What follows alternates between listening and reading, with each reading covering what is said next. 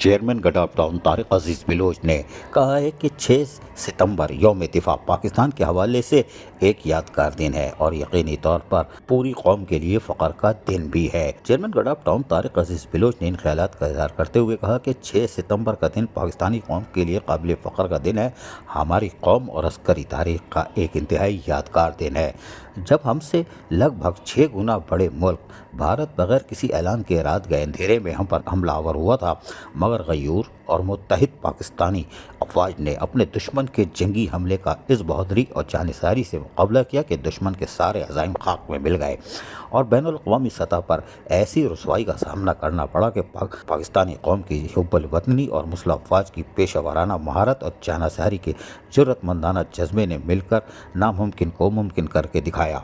Chairman Tariq عزیز بلوچ نے مزید کہا کہ یوم دفاع پاکستان کے موقع پر افواج پاکستان کے شہداء کو سر سلام اور خراج عقیدت پیش کرتے ہیں۔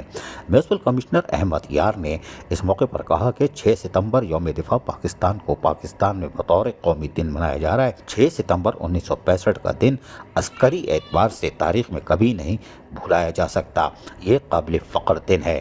ان تمام شہداء اور غازیوں کے اہل خانہ اور رشتہ داروں کو سلام عقیدت پیش کرتا ہوں اور خراج تحسین۔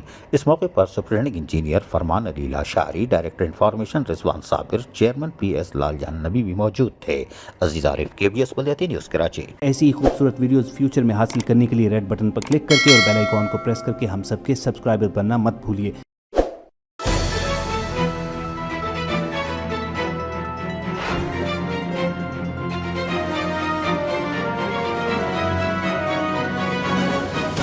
KBS بلدیاتی نیوز۔